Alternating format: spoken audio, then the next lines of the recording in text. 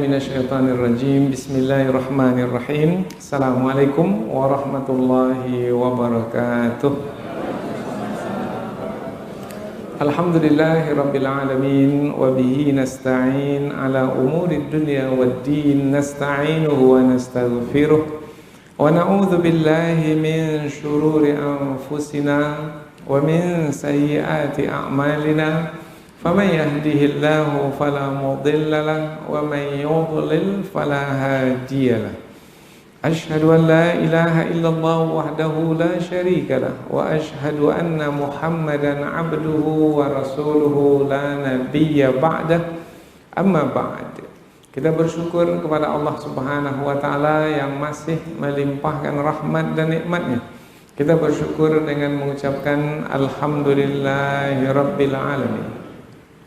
Kemudian tidak apa pula bersalawat kepada Rasulullah dengan mengucapkan Allahumma salli ala Sayyidina Muhammad wa ala ali Sayyidina Muhammad. Dan bersalam kepada Rasulullah dengan mengucapkan Assalamu alayka ya Rasulullah. Alhamdulillah kita dapat kembali meneruskan pengajian tafsir ayat-ayat suci Al-Quran yang insya Allah kita akan teruskan kepada ayat yang ke-45 dan 46 serta 47 dari surah Hud. Ayat 45 hingga 47 dari surah Hud yaitu menerangkan tentang permintaan Nabi Nuh alaihi salam kepada Allah Subhanahu wa taala supaya Allah Subhanahu wa taala memberikan keselamatan kepada anaknya, yaitu anaknya yang bernama Kan'an sebelum ini yang tidak ikut serta ke dalam bahtera. Padahal Nabi Nuh sebelumnya telah memanggil anaknya supaya naik ke atas kapal, ke atas bahtera, tetapi anaknya mengatakan bahwasanya ia akan lari ke atas gunung karena puncak gunung itu tinggi dan dia menyangka bahwasanya air itu tidak akan sampai ke puncak gunung. Tetapi Nabi Nuh memberikan jawaban bahwasanya tidak ada siapa yang selamat dari banjir besar pada hari itu. Karena banjir itu bukan banjir biasa. Banjir itu adalah ketetapan Allah sebagai siksaan yang sebelumnya telah diancamkan oleh Nabi Nuh, bahwasanya siapa yang tidak mau beriman, tidak mau menaiki bahtera, maka akan ditenggelamkan di dalam banjir besar. Maka tidak akan ada siapa yang selamat kalau tidak naik ke atas bahtera.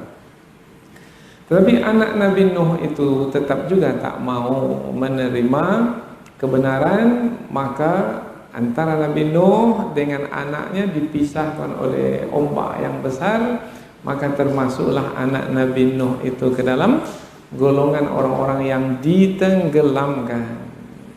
Bahtera Nabi Nuh berlayar, kemudian sampai masanya air surut, yaitu bumi menelan air kembali, langit pula tidak lagi menurunkan hujan, kemudian air pun berkurang susut. Bahtera Nabi Nuh berlabuh di atas bukit Al-Judi. Ini ayat sebelum ini. Nah, Nabi Nuh meminta kepada Allah Subhanahu wa taala supaya anaknya itu diberi keselamatan. Meskipun anaknya itu sudah ditenggelamkan dalam banjir besar di dunia ini, tetapi Nabi Nuh berharap apabila di dunia ini tidak diberi keselamatan, mudah-mudahan Allah memaafkan anaknya, mudah-mudahan Allah mengampuni anaknya. Ini adalah karena kasih sayang seorang ayah kepada anak. Jadi tidak hanya sebatas apa yang berlaku di dunia ini, tapi seorang ayah juga berharap kepada Allah supaya anaknya di akhirat nanti diberi keselamatan. Tetapi permintaan Nabi Nuh itu ditolak oleh Allah Subhanahu wa taala karena sudah menjadi ketetapan Allah bahwasanya siapa yang mengakhiri hidupnya di dunia ini dengan kekufuran, mati dalam kekufuran, maka di hari akhirat nanti adalah dimasukkan ke dalam kumpulan orang-orang kafir, yaitu tidak akan diselamatkan dari api neraka, tapi api neraka itulah sebagai tempat kediamannya selama-lamanya. Nah, mengapa Nabi Nuh meminta kepada Allah Subhanahu wa taala? Karena kasih sayangnya kepada anak, dan pada masa itu Nabi Nuh tidak mengetahui bahwasanya itu adalah permintaan yang dilarang oleh Allah. Namun dengan ayat yang kita pelajari ini, maka dijelaskan bahwasanya itu adalah permintaan yang dilarang oleh Allah Ta'ala, sama seperti pelarangan kepada Nabi Muhammad Sallallahu Alaihi Wasallam ketika memohon ampun kepada Allah supaya Allah mengampuni paman beliau yang belum juga beriman, yang tidak bersedia menerima kebenaran. Nabi Muhammad seperti Nabi Nuh, yaitu meminta ampun kepada Allah. Namun Allah menjelaskan di dalam firman-Nya, maka lin nabi walladzina amanu, adalah tidak patut bagi Nabi Muhammad dan orang-orang beriman ayastaghfiru lil musyrikin, meminta ampun kepada Allah untuk orang-orang musyrik. Nah, dengan turunnya ayat ini tahulah bahwasanya itu adalah yang dilarang, maka Nabi tidak melakukannya lagi. Begitu juga Nabi Nuh alaihi salam, dengan turunnya ayat bahwasanya wahai Nuh, jangan kamu minta apa yang kamu tidak mengetahui, yaitu apabila kamu tidak mengetahui bahwasanya ini dilarang atau tidak ya, ini boleh atau tidak ya, maka jangan minta. Setelah ini kamu tahu bahwasanya ini adalah yang dilarang, maka jangan meminta lagi setelah ini. Yang lalu sudah. Tetapi yang akan datang, kalau meminta juga yang kamu sudah mengetahuinya ini telah dilarang, maka itu adalah perbuatan orang-orang yang bodoh. Maka jangan kamu termasuk ke dalam golongan orang-orang yang bodoh. Itu peringatan Allah pada masa yang akan datang untuk menjaga nabinya. Karena Nabi itu maksum, terjaga, terpelihara dari melakukan kesalahan.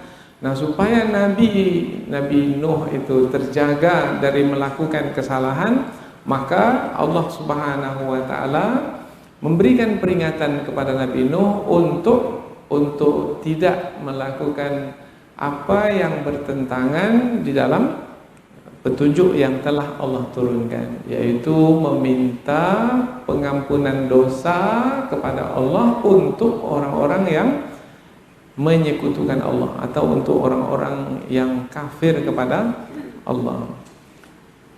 Tapi bolehkah kita minta, berdoa kita kepada Allah, ya Allah berikanlah hidayah kepada orang-orang kafir itu. Umpamanya orang kafir itu keluarga kita sendiri, ayah ibu kita, anak-anak umpamanya yang belum lagi memeluk Islam, ya Allah berikanlah hidayah kepada mereka.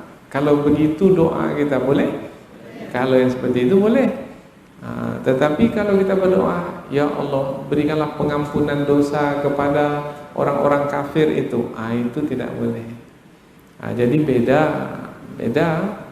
kandungan makna antara doa yang pertama dengan doa yang kedua. Kemudian Nabi Nuh merasa bersalah, bukan melakukan kesalahan, merasa bersalah sebelumnya telah meminta yang rupanya itu adalah yang dilarang oleh Allah Subhanahu wa taala. Seorang nabi merasa bersalah aja sudah merasa bersalah, padahal tidak melakukan kesalahan, itu pun sudah membuat dirinya menyesali apa yang telah dilakukan. Maka Nabi Nuh meminta kepada Allah supaya Allah mengampuninya, kemudian merahmatinya, supaya tidak termasuk ke dalam golongan orang-orang yang merugi. Inilah 3 ayat yang akan kita pelajari, yaitu masih lagi tentang kisah Nabi Nuh alaihi salam, yaitu lebih khusus tentang permintaan Nabi Nuh alaihi salam kepada Allah supaya Allah Subhanahu wa taala memberikan keselamatan kepada anaknya di akhirat, meskipun Allah tidak memberikan keselamatan di dunia. Tetapi permintaan Nabi Nuh itu tidak dikabulkan oleh Allah. Apa sebab? Sebab anaknya itu sebenarnya bukan anaknya. Allah memberikan jawaban, sebenarnya anak itu bukan anak yang sejati, yang pengikatnya adalah iman. Karena hubungan antara ayah dengan anak sebenarnya bukan hanya sebatas pengikatnya itu adalah darah daging, tidak. Tapi pengikat yang sebenarnya pengikat di dalam keluarga, ayah dengan anak, kemudian abang dengan adik, sebenarnya adalah iman. Maka iman adalah pengikat hubungan keluarga, bukan darah daging. Boleh jadi putus hubungan antara ayah dengan anak apabila salah satu dari mereka itu tidak beriman kepada Allah. Kekufuran bisa memutuskan hubungan kekeluargaan. Hubungan kekeluargaan yang dimaksudnya adalah hubungan kekeluargaan yang sejati, yaitu hubungan kemanusiaan. Tetap ada hubungan kemanusiaan, yaitu umpamanya seorang ayah belum memeluk Islam, belum beriman, anak sudah memeluk Islam, maka secara hubungan manusiawi tetap antara ayah dengan anak. Tapi yang dimaksudkan di dalam ayat ini adalah hubungan yang sejati, yang abadi, yang tidak akan putus dengan kematian dan akan berterusan sampai ke hari akhirat, yaitu hubungan pengikat di antara mereka adalah iman. Inilah dia 3 ayat yang akan kita pelajari dan kita lanjutkan ke tafsir ayat. Namun sebelum kita pindah ke tafsir ayat, kita akan membaca ayat dan menerjemahkannya terlebih dahulu supaya kita lebih dekat dengan kandungan ayat. Allah Subhanahu wa taala berfirman, A'udzubillahi minasyaitonirrajim. Bismillahirrahmanirrahim. Wa nada Nuh yaitu Nabi Nuh alaihi salam. Wa nada Nuh rabbahu faqala rabbi inna ibni min ahli wa inna wa'adakal haqq wa anta ahkamul hakimin. Qala ya Nuh innahu laysa min ahlik innahu amalun ghairu salih fala tas'alni ma laysa laka bihi ilm. Inni a'idzuka an takuna minal jahilin. Qala rabbi inni a'udzu bika an as'alaka ma laysa li bihi ilm. Wa illa taghfirli wa tarhamni akum minal khasirin. Allah berfirman, wa nada, dan telah menyeru Nuh, Nabi Nuh, Rabbahu, Tuhannya. Nabi Nuh telah menyeru Tuhannya, faqala, maka ia berkata, Rabbi, wahai Tuhanku, inna bani, sesungguhnya anakku, min ahli, dari keluargaku. Wa inna wa'adakal haqq, dan sesungguhnya janjimulah yang benar. Wa anta, dan sesungguhnya engkau, ahkamul hakimin, adalah yang lebih bijaksana dari sekalian yang bijaksana. Nabi Nuh menyeru Tuhannya dan berkata, wahai Tuhanku, sesungguhnya anakku dari keluargaku, dan sesungguhnya janjimulah yang benar, dan engkau ya Allah adalah yang paling bijaksana dari sekalian yang bijaksana. Ayat berikutnya, qala, Allah menjawab, ya Nuh, wahai Nuh, innahu, sesungguhnya dia, anakmu itu laisa min ahlik, bukan dari keluargamu. Apa alasannya? Innahu, bahwasanya ia, sesungguhnya ia, amalun, amal, ghairu salih, tidak saleh. Karena amal yang dilakukan oleh anakmu itu adalah amal yang tidak saleh, karena dia memilih kekufuran.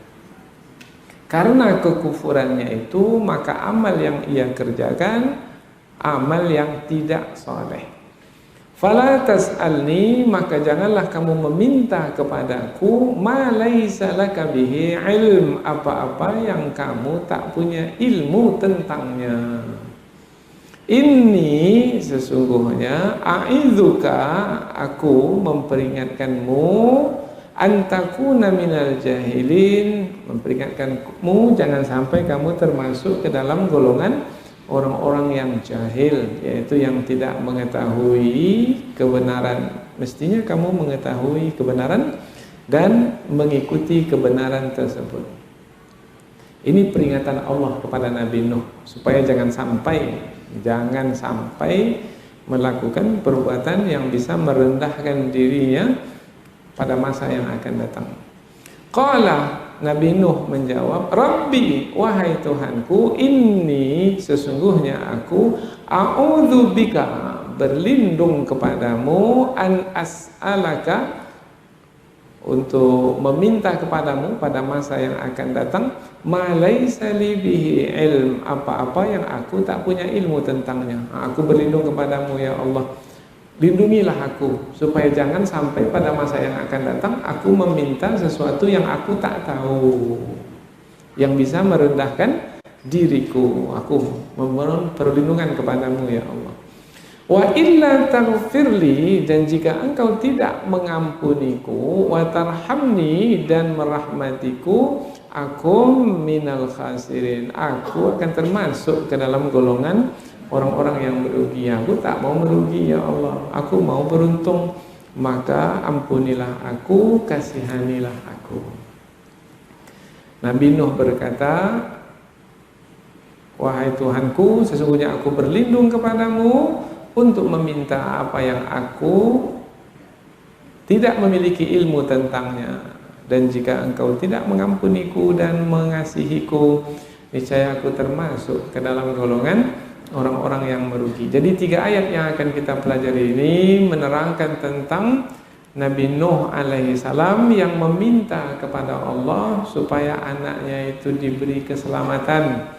Oleh karena ayat sebelum ini sudah sampai kepada bahtera itu berlabuh di atas bukit Al-Judi, dan sebelum Nabi Nuh dan orang-orang beriman itu turun ke bumi, Nabi Nuh berdoa meminta kepada Allah apabila semua yang di luar bahtera itu sudah ditenggelamkan termasuk anaknya, tapi Nabi Nuh sebagai seorang ayah yang mengasihi anaknya masih tetap berharap kepada Allah supaya Allah memberikan keselamatan kepada anaknya. Andaikan tidak di dunia ini, memohon kepada Allah supaya anaknya itu diberi keselamatan di akhirat nanti. Namun Allah tidak mengabulkan doa Nabi Nuh itu, yaitu siapa yang di muka bumi sampai ke akhir hayatnya tidak beriman, maka di hari akhirat tidak akan diberi keselamatan. Nah, Nabi Nuh meminta karena belum ada larangan, maka Nabi Nuh merasa tidak ada salah untuk meminta, tetapi rupanya itu adalah suatu kesalahan. Maka Allah memperingatkan Nabi Nuh untuk tidak meminta lagi pada masa yang akan datang. Dan Nabi Nuh merasa bersalah dengan permintaannya yang lalu itu, kemudian memohon kepada Allah supaya Allah mengampuni dan mengasihinya, supaya ia tidak termasuk ke dalam golongan orang-orang yang merugi. Inilah dia 3 ayat yang kita pelajari, yaitu khusus tentang pembahasan Nabi Nuh yang meminta kepada Allah tentang anaknya yang tidak ikut serta dengannya di dalam bahtera. Mengapa Nabi Nuh sampai seperti itu, meminta kepada Allah supaya anaknya diberi keselamatan karena kasih sayang seorang ayah. Dari mana kita tahu? Dari perkataan Nabi Nuh, yaitu mengatakan, anakku itu dari keluargaku ya Allah. Namun Allah membantah bahwasanya anaknya itu bukanlah dari keluarganya, karena pengikat keluarga yang sebenarnya adalah keimanan kepada Allah Ta'ala. Selanjutnya kita pindah ke tafsir ayat. Jadi mukadimah sudah, kemudian kita terjemahkan ayat pun sudah, ringkasannya pun sudah, tinggal lagi tafsir, yaitu penjelasan yang lebih panjang dari ayat. Wa nada Nuhur rabbahu, dan Nabi Nuh menyeru Tuhannya. Nabi Nuh menyeru Tuhannya. Bermakna di sini Allah Subhanahu wa taala adalah yang diseru oleh Nabi Nuh alaihi salam, karena Allah lah yang mengatur alam semesta ini. Allah lah yang menguasai alam semesta ini, menguasai manusia di dunia ini dan menguasai manusia di akhirat nanti. Allah penguasa di dunia dan Allah juga penguasa hari pembalasan, penguasa hari akhirat. Maka Nabi Nuh alaihi salam berdoa kepada Allah, meminta. Tapi dalam permintaannya kita lihat, permintaan Nabi Nuh alaihi salam tidak terang-terangan. Nabi Nuh meminta, selamatkanlah anakku ya Allah. Tidak, tak ada dalam ayat ini Nabi Nuh minta, selamatkanlah anakku. Tidak ada menggunakan kata selamatkanlah, tidak ada. Apa sebab? Sebab Nabi Nuh tidak dapat memastikan ini dilarang atau tidak ya. Kalau dilarang, tak ada pelarangan. Tapi kalau tidak dilarang, tidak dilarang. Anak itu di dalam kekufuran dan dibinasakan di dalam kekufuran, yaitu dengan banjir yang menenggelamkannya. Maka dalam keadaan seperti itu, Nabi Nuh mengatakan, ini perkataan Nabi Nuh, sesungguhnya anakku itu dari keluargaku. Padahal sebenarnya isinya di dalam itu adalah anakku itu dari keluargaku, maka selamatkanlah anakku itu. Tapi Nabi Nuh tidak mengatakan dengan terus terang selamatkanlah anakku, tidak. Oh, berarti di sini Nabi Nuh berdoa dengan adab, dengan sopan santun, karena Nabi Nuh alaihissalam tidak dapat memastikan. Tapi mengapa berdoa juga? Karena kasih sayang seorang ayah itu yang mendorongnya untuk berdoa. Harap-harap Allah Subhanahu wa taala akan memberikan keselamatan kepada anaknya. Tetapi Allah memberikan jawaban dalam ayat berikutnya. Allah tidak akan memberikan keselamatan kepada orang yang mati di dalam kekufuran. Kemudian ketika Nabi Nuh mengatakan anak itu anaknya dari keluarganya, Allah mengatakan bukan wahai Nuh. Ya memang dari keluargamu karena dia darah dagingmu, tapi keluargamu yang sebenarnya bukan pengikat antara anggota keluarga itu dengan darah daging, tidak. Pengikat yang sebenarnya adalah keimanan.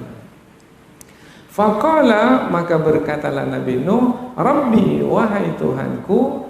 Nah, dari mana kita tahu perkataan Nabi Nuh ini adalah doa? Karena dimulai dengan Rabbi. Karena biasanya Rabbi di pangkal perkataan ia adalah bermakna doa. Rabbighfirli warhamni wajburni warfa'ni warzuqni, bermakna adalah doa. Wahai Tuhanku, menyeru Allah, berarti meminta, berdoa. Maka Nabi Nuh berdoa, inna bni min ahli, sesungguhnya anakku itu dari keluargaku. Tapi sebenarnya tak nampak permintaan. Kita ulang sekali lagi. Mengapa tidak nampak sebagai permintaan? Karena Nabi Nuh beradab dalam meminta, karena ia tahu bahwasanya permintaan ini dia tak dapat memastikan apakah dilarang atau tidak. Dikatakan dilarang, tak ada pelarangan. Dikatakan tidak dilarang, anak ini mati dalam kekufuran. Maka Nabi Nuh alaihissalam beradab sekali, hanya dengan mengatakan sesungguhnya anakku itu dari keluargaku. Padahal sebenarnya apa isinya? Selamatkanlah anakku itu ya Allah. Tapi Nabi Nuh tidak mau menggunakan kata selamatkanlah itu. Nabi Nuh tetap menghormati, menghargai, mengagungkan, memuliakan Allah di dalam doanya, yaitu dengan mengatakan wa inna wa'dakal haqq, sesungguhnya janjimu lah yang benar ya Allah. Maknanya apapun yang engkau tetapkan ya Allah, itulah yang benar. Nah, jadi Nabi Nuh memulangkannya, mengembalikannya kepada Allah, dan apapun yang Allah tetapkan, wa anta ahkamul hakimin, dan engkau ya Allah adalah yang maha bijaksana dari sekalian yang bijaksana. Apapun yang engkau tetapkan itulah yang bijaksana. Jadi Nabi Nuh meskipun meminta, tetapi Nabi Nuh tetap mengembalikan ketetapan itu kepada Allah Subhanahu wa ta'ala. Apa jawaban Allah atas permintaan Nabi Nuh itu? Ayat berikutnya, qala, Allah menjawab, ya Nuh, wahai Nuh, innahu laisa min ahlik, sesungguhnya anakmu itu bukan dari keluargamu. Karena tadi Nabi Nuh mengatakan anak itu dari keluarganya, maka Allah pun membantah, bantahan yang tegas dengan mengatakan anakmu itu bukan dari keluargamu. Sebagaimana kita tahu, anak ya bahagian dari keluarga. Tapi ketika Allah memberikan bantahan, bukan bermakna membantah anak itu bukan dari keluarga Nabi Nuh dari sisi hubungan darah. Tidak, dari sisi hubungan darah memanglah Kan'an itu adalah anak Nabi Nuh. Tetapi yang ingin Allah sampaikan adalah ikatan keluarga yang sebenarnya, sehingga mengatakan anak itu adalah dari keluarga kita adalah ketika anak itu beriman. Karena pengikat kekeluargaan yang sebenarnya adalah keimanan kepada Allah. Jadi kalau tidak ada keimanan, maka tidak ada ikatan di dalam keluarga dengan makna yang sebenarnya. Jadi pengikat yang sejati yang sebenarnya pengikat adalah keimanan. Sehingga dengan ikatan keimanan berkeluarga di dunia, berkeluarga di akhirat. Karena kehidupannya kan bukan berakhir dengan kematian di dunia, dia akan berlanjut sampai akhirat. Tetapi apabila ikatan hanya ikatan darah daging saja, maka terputus hubungan. Nanti tidak akan bersama lagi di hari akhirat, akan terpisah, tidak berkeluarga lagi, tidak bersatu lagi. Padahal nanti di hari akhirat akan bersatu lagi satu keluarga, suami, istri, orang tua, anak, abang, adik, keturunan ke bawah, cucu-cucu, keturunan ke atas, datuk, moyang ke atas akan berkumpul kembali. Jannatu adni yadkhulunaha, surga Adnan yang mereka masuk ke dalamnya. Siapa yang masuk? Wa man salaha min abaihim, yaitu orang-orang yang saleh dari bapak-bapak mereka. Jadi bapak-bapak. Kemudian siapa lagi? Wa azwajihim, pasangan hidup mereka. Wa dzurriyyatihim, dan zuriat anak keturunan mereka. Nah, jadi kalau disebut bapak ke atas, zuriat ke bawah, pasangan hidup yang berada di kiri kanan di samping, berarti inilah satu keluarga. Kapan masuk satu keluarga ini ke dalam surga? Waman salaha, apabila saleh. Nah, dalam ayat ini Allah menyebutkan anakmu itu bukan keluargamu yang bersama denganmu. Apa sebab? Innahu laisa min ahlik, innahu amalun ghairu saleh. Karena anakmu itu tidak beramal saleh, amalnya tidak saleh. Nah, kalau anakmu itu beramal juga, melakukan perbuatan juga, perbuatannya tidak saleh. Apa sebab perbuatannya tidak saleh? Sebab tidak beriman. Karena amal saleh itu penentunya, pengukurnya adalah iman. Ada iman dalam hati kemudian berbuat baik. perbuatan baiknya itu adalah amal saleh. Tidak ada iman dalam hati meskipun dia melakukan perbuatan yang baik. Perbuatan yang baiknya itu tidak disebut amal saleh. Jadi amal saleh itu didasari oleh iman kepada Allah. Allah menjawab, wahai Nuh, sesungguhnya dia bukan termasuk keluargamu. Kemudian diberikan alasan, yaitu alasan tidak termasuk dalam keluarga adalah sesungguhnya dia beramal yang tidak soleh. Yaitu amal yang ia lakukan adalah amal yang tidak soleh karena tidak beriman kepada Allah.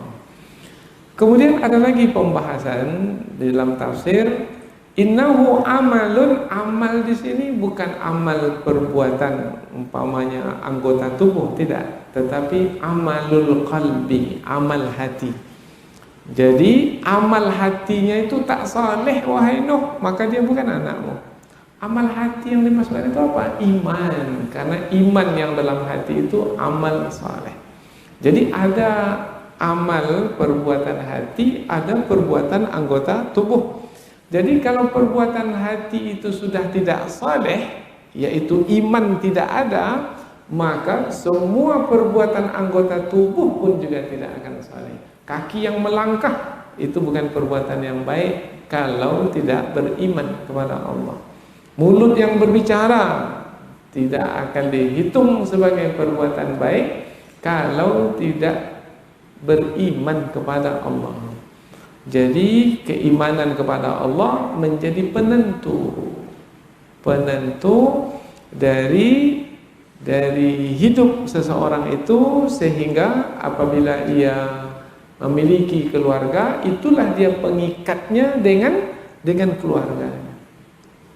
Fala tas'alni ma laisa laka bihi ilm, maka jangan kamu meminta kepadaku wahai Nuh apa yang kamu tidak memiliki ilmu tentangnya.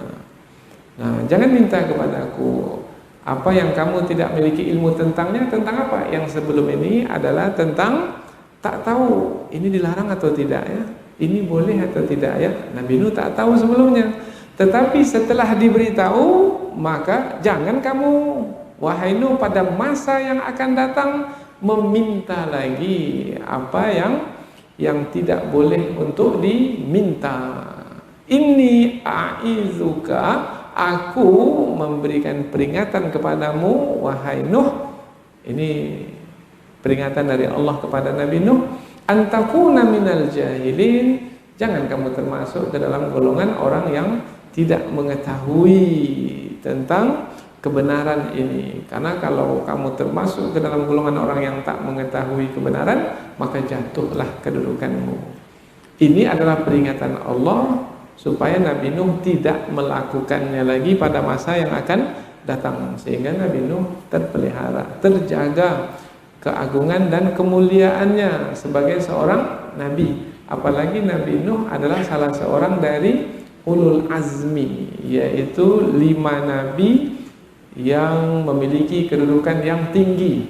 Jadi dari sekian nabi-nabi yang banyak itu, rasul-rasul yang banyak itu, ada 5 yang utama, yaitu Nabi Muhammad, Nabi Isa, Nabi Nuh, kemudian Nabi Ibrahim, dan Nabi Musa alaihi salam, ulul azmi. Karena Allah telah mengingatkan Nabi Nuh merasa apa yang telah ia lakukan, yaitu meminta kepada Allah yang sebelum ia diberitahu, merasa dia telah melakukan kesalahan. Maka Nabi Nuh pun segera kembali kepada Allah, memohon perlindungan Allah. Qala, Nabi Nuh berkata, Rabbi, wahai Tuhanku, inni a'udzubika, aku mohon perlindungan kepadamu. Jangan sampai ini berlaku lagi pada masa yang akan datang. Aku berlindung kepadamu ya Allah, lindungilah aku, jangan sampai aku melakukannya lagi pada masa yang akan datang. Kalau yang berlalu itu sudahlah ya Allah, maafkanlah hamba, karena hamba tak tahu itu tak boleh. Tetapi untuk yang akan datang, aku memohon perlindungan kepadamu. Kapan seseorang itu mohon perlindungan kepada Allah? Ketika ia merasa memiliki kekurangan dalam melindungi diri sendiri. Umpamanya kita, ketika kita merasa tak mampu untuk melindungi diri kita dari syaitan yang terkutuk, maka kita berlindung kepada Allah. A'udzu billah. Aku meminta tolong kepada Allah, memohon perlindungan Allah, untuk melindungiku minasyaitanir rajim, dari syaitan yang terkutuk. Mengapa kita minta tolong kepada Allah? Karena syaitan ini memiliki kekuatan dalam menggoda, dalam memperdaya, dalam menyesatkan, dalam menipu. Nabi Adam saja tertipu olehnya. Nah, apalagi kita. Maka kita memohon perlindungan kepada Allah. Ya Allah, lindungilah hamba. Nabimu Nabi Adam dahulu bisa tertipu oleh syaitan yang terkutuk. Maka sekarang aku dengan kekurangan, keterbatasan, kelemahan yang ada padaku, aku memohon perlindunganmu ya Allah. A'udzubika. Begitu juga Nabi Nuh alaihi salam. Pada masa yang akan datang, tak tahu Nabi Nuh apakah mampu atau tidak dalam menjaga diri, karena Nabi Nuh di hadapan Allah Subhanahu wa taala merendahkan dirinya. Karena hamba ini adalah hamba yang memiliki kekurangan dan keterbatasan, maka a'udzubika, aku memohon perlindungan kepadamu ya Allah yang maha berkuasa atas segala sesuatu. Bantulah hamba an as'alaka ma laisa li bihi ilm. Aku meminta kepadamu supaya jangan sampai aku meminta kepadamu ya Allah pada masa yang akan datang apa yang aku tak tahu tentangnya. Nah, lindungilah aku ya Allah. Sebab kalau aku tak tahu, kemudian rupanya ia adalah yang dilarang. Tentu itu adalah buruk, tentu itu adalah tercela. Maka aku memohon ya Allah, jangan sampai seperti yang telah berlaku itu berlaku lagi pada masa yang akan datang. Kemudian Nabi Nuh merasa bersalah, yaitu nampak betul perasaan bersalah itu dari perkataan Nabi Nuh, yaitu ujung ayat, wa illa taghfirli, dan jika engkau tidak mengampuniku ya Allah, wa tarhamni, dan merahmatiku. Jangan fahami ketika Nabi Nuh mengatakan wa illa taghfirli, dan jika engkau tidak mengampuniku, oh berarti Nabi Nuh ini telah berdosa ini. Enggak, karena seorang nabi itu tidak melakukan kesalahan sehingga berdosa, tidak. Karena nabi itu dipelihara oleh Allah, terjaga dari melakukan kesalahan.